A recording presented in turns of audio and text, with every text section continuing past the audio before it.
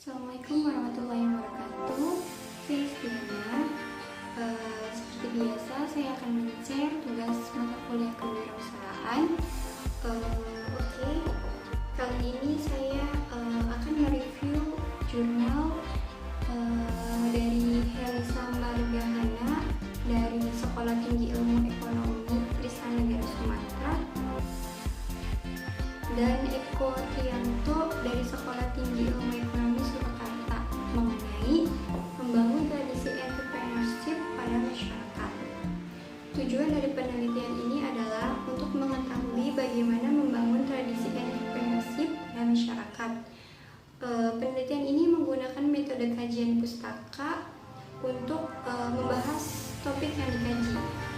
Kajian pustaka dimaksud untuk membicarakan suatu masalah yang pada dasarnya bertumpu pada penelaahan kritis dan mendalam terhadap bahan-bahan pustaka yang relevan.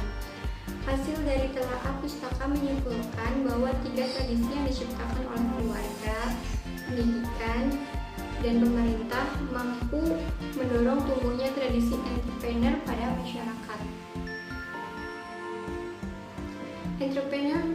Entrepreneurship menjadi jalan yang paling efektif di tengah himpitan ekonomi yang semakin besar dan lapangan pekerjaan yang semakin sempit. Untuk membangkitkan kembali kehidupan perekonomian masyarakat, menurut David, suatu negara dapat menjadi makmur jika sedikitnya memiliki 2% entrepreneur dari jumlah penduduknya. Menteri Koperasi dan Usaha Kecil Menengah Anak Agung Gede Ngurah Puspayoga mengatakan rasio entrepreneurship di Indonesia terbaru sudah meningkat menjadi 7%, lebih dari total penduduk Indonesia. Pada 2014, rasio entrepreneurship di tanah air baru 1,55%, kemudian meningkat menjadi 1,65%. Di tahun 2016 dan hingga akhir 2017 telah mencapai lebih dari 3,1%. Berarti angka tersebut sudah di atas standar internasional yang mematok hanya 2%. Namun di sisi lain angka tersebut masih tertinggal jauh dibandingkan dengan negara-negara tetangga seperti Malaysia di angka 5%, Singapura berada di angka 7%, dan Thailand di angka 4,5%. Untuk itu, Indonesia masih perlu mempersiapkan penggerak membangun ekonomi di Indonesia. Berbagai instansi pendidikan tinggi pun mempersiapkan memberikan program-program untuk menumbuhkan dan mengembangkan jiwa entrepreneur kepada peserta didiknya. Ada beberapa alasan penting memiliki jiwa entrepreneurship di Indonesia. Yang pertama, jumlah lapangan pekerjaan semakin bertambah. 2. Jenis lapangan pekerjaan semakin beragam. 3. Mengurangi tingkat pengangguran. 4. Mengurangi penyakit sosial di masyarakat. 5. Meningkatkan kesejahteraan ekonomi. 6. Meningkatkan taraf ekonomi suatu wilayah. Dan 7. Meningkatkan stabilitas ekonomi bangsa Indonesia. Oke, dalam membangun tradisi entrepreneurship, yang pertama ada tradisi entrepreneur dalam keluarga. Lingkungan keluarga itu sangat penting karena lingkungan pertama seseorang dalam kehidupannya. Lingkungan keluarga terdiri dari orang tua, saudara, dan keluarga terdekatnya. Dalam lingkungan keluarga, salah satunya orang tua akan mempengaruhi sekali pada anaknya dan menentukan masa depannya. Misalkan dalam hal pemilihan pekerjaan, menjadi seorang wirausaha tidak lepas dari dukungan orang tua atau keluarganya. Apabila keluarga memberi dukungan serta pengaruh positif terhadap minat anak dalam berwirausaha, maka seseorang akan memiliki minat berwirausaha juga. Namun apabila keluarga tidak mendukung seseorang berwirausaha, maka minat berwirausaha akan semakin kecil dan tidak memiliki minat dalam berwirausaha. Namun, dan kebanyakan orang tua kurang memberikan arahan kepada anaknya agar mempunyai jiwa entrepreneur. Sejak kecil orang tua kebanyakan lebih mengarahkan anaknya untuk menjadi cita-cita sebagai dokter, insinyur, guru, dosen, dan pekerjaan formal lainnya. Dalam upaya menumbuhkan jiwa entrepreneur sejak kecil sangat ditentukan oleh pendidikan dari kedua orang tuanya terlebih dahulu. Oleh karena itu, peran dari orang tua sangat menentukan dalam keluarga. Keluarga sangat memberikan pengaruh yang kuat terhadap minat seseorang untuk menggeluti dunia entrepreneurship itu sendiri. Hal ini sesuai dengan yang diungkapkan oleh Setiawan 2016 bahwa sikap dan aktivitas sesama anggota keluarga saling mempengaruhi baik secara langsung maupun tidak langsung. Misalnya, orang tua yang berwirausaha maka dapat menimbulkan minat seseorang untuk berwirausaha.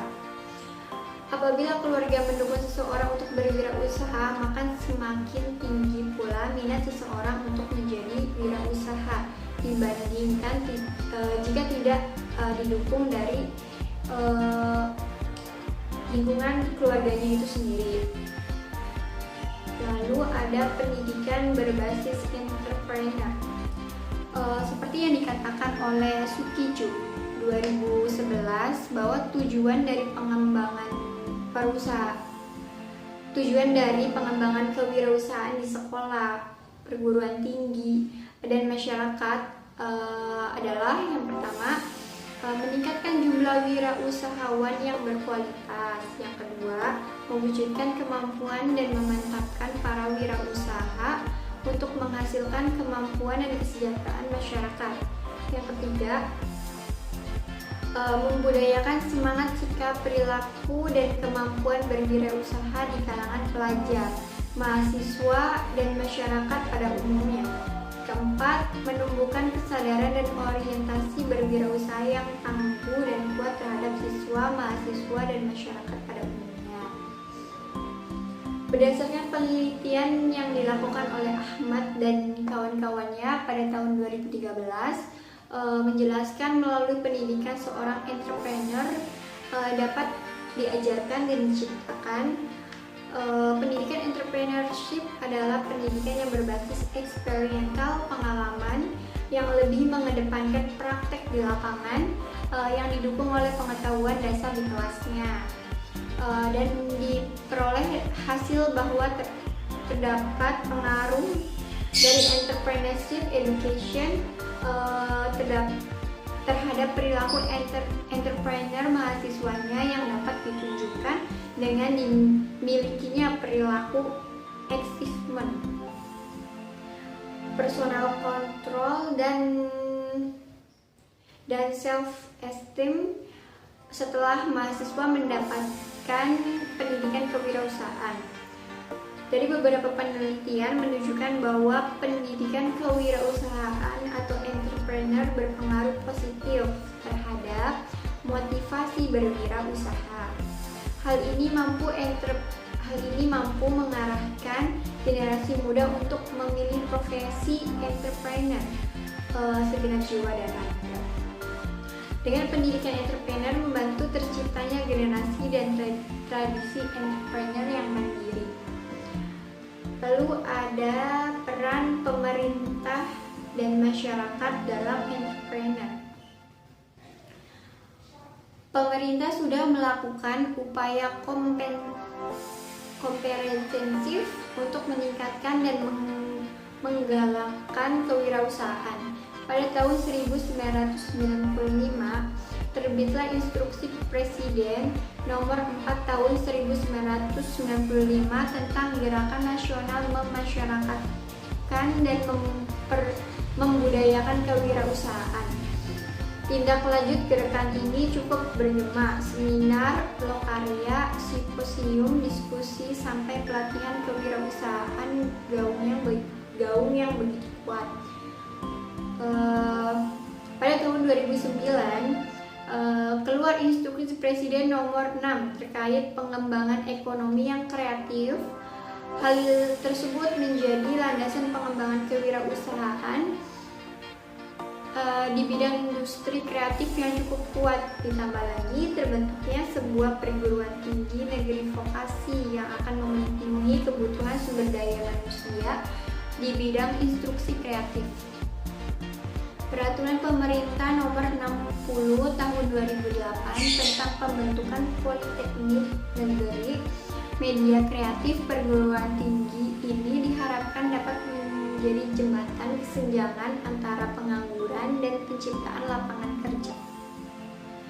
Kemudian ada entrepreneur dan peranannya dalam perekonomian. Francis 2010 mengungkapkan bahwa dalam dimensi yang lebih luas, wirausaha sangat diperlukan karena perannya di dalam mendinamisasikan kegiatan ekonomi bisnis keluarga, masyarakat, daerah, dan negara, yaitu munculnya para pelaku ekonomi bisnis baru yang disebut wirausaha. Bila dinamisasi kegiatan ekonomi bisnis ini dapat dipertahankan dan bahkan ditingkatkan dalam waktu yang cukup lama, maka hal ini dapat membuat fondasi yang kuat bagi ketahanan resilience ekonomi negara terhadap fluktuasi dan krisis ekonomi global. Seperti yang pernah terjadi pada tahun 1998 dan tahun 2008.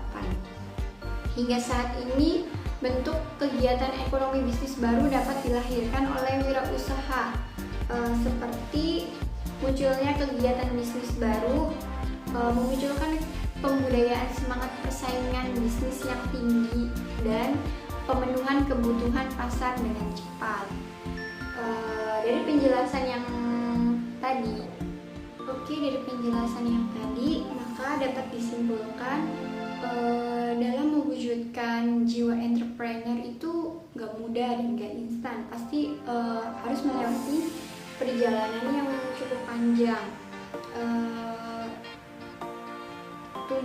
Tumbuh jiwa entrepreneur itu sendiri dimulai dari lingkungan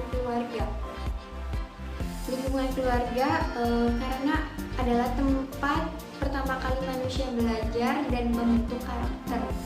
Tradisi keluarga mengarahkan manusia untuk berjiwa mandiri, inovatif, kreatif, pantang menyerah, dan ulet. Selanjutnya, pendidikan yang mengarahkan peserta didik untuk terbiasa belajar berjiwa entrepreneur.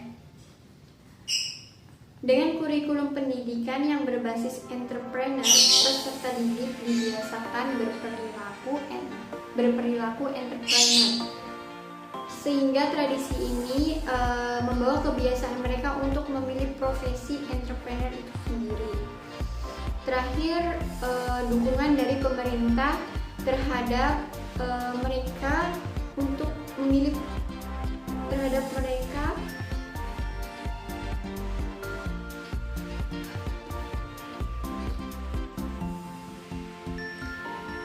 Lalu yang terakhir, dukungan dari pemerintah terhadap tradisi entrepreneurnya. Berbagai program telah dilakukan oleh pemerintah untuk mengembangkan entrepreneur muda. Di antaranya program seminar, pelatihan, kompetensi bisnis plan, penerapan kurikulum berbasis entrepreneur hingga hibah pendanaan UMKM. Lalu ketiga, ada tradisi yang diciptakan oleh keluarga, pendidikan, dan pemerintah mampu mendorong tumbuhnya tradisi entrepreneur kepada masyarakat. Mungkin itu saja yang dapat saya sampaikan. Kurang lebihnya saya mohon maaf. Kritik dan saran dipersilakan. Terima kasih sudah menonton sampai selesai. Semoga bermanfaat. Assalamualaikum warahmatullahi wabarakatuh.